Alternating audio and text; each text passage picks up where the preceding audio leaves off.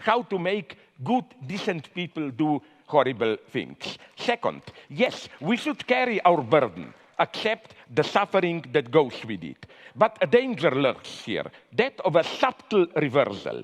Don't fall in love, that's my position, with your suffering. Never presume that your suffering is in itself a proof of your authenticity.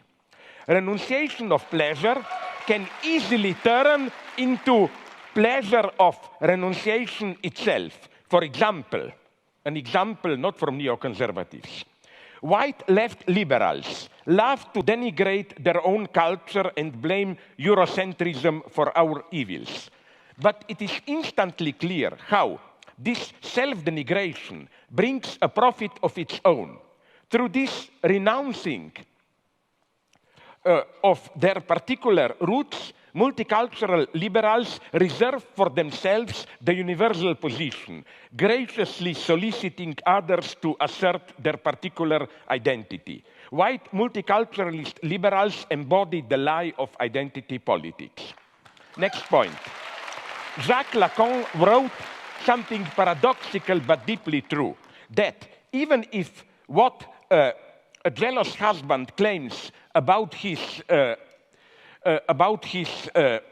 wife, that she sleeps with other men, is all true, his jealousy is nonetheless pathological. The pathological element is the husband's need for jealousy, as the only way for him to sustain his identity.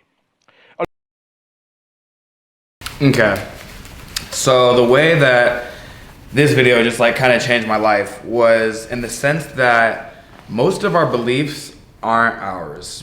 And how this comes about to me is that, for me personally, right, one of the things I feel like even maybe a lot of people, growing up, the idea of having a lot of money seems bad, right? Or like, you shouldn't feel happy for having a lot of money. You should feel like you had to, maybe just because this is what was taught in my family growing up, because nobody in my family was extremely wealthy, was like growing up and having an exuberant amount of money, having excess. And for me, one of the major beliefs going into that was, Calvin's using the bathroom. For me, one of the major beliefs going into that was not holding on to the belief that having a lot of money was bad, but allowing yourself to believe the thought processes that got there. And basically what I mean is like, okay, so most people can say, why don't I have a lot of money? Well, one, I believe this, that, and the third. You could list out all these reasons why you don't have a lot of money, so you don't do those things.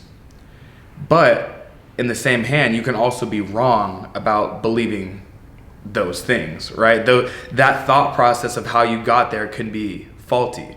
And most people want to fall in love with their practice of that belief rather than actually just believing what those things are, because most people believe that having a lot of money isn't a bad thing. Like, that's actually a good thing. Most people don't most people know that there's certain things like that aren't actually bad. It's just the fact that we fell in love with the belief that got us there is what's keeping us down, which is keeping us ignorant. And it's just crazy to me. Like, this was just like a big blocker in my life too. And I'm willing to be straight up open about it. It's like, I believed that, not that having money was a bad thing or having a lot of it was a bad thing or that it was a lot of pressure, but the belief that it's okay to believe that that is true is what's keeping you down. I don't know if I keep reiterating the same point, but that's just something that kind of came to me, and just uncovering like, okay, where did this thought come from? Like, where did I start believing this to be true? Are these actually my thoughts? Are these just thoughts that I actually believe, or are these recycled thoughts that I have begin to fall in love with, which allows me to tell the same story because my physical circumstances represent that? So like, obviously they have to be true. Obviously I have to believe that I'm not worth $1 million because I don't have $1 million. So I have to believe that even if I've tried, even if I've done everything I've thought I've done, that it won't work. Versus like actually believing that you see where the fault lies there, right? You see that you can fall in love with the story of no matter what I do, it doesn't work, versus things that you've actually, no matter what you've done, actually worked. Like you haven't actually tried everything you could possibly do. And even if you have, your belief that it doesn't work is what's holding you back, because it could always be the next try. It could always be the next thing. It could always be the next video you talk about.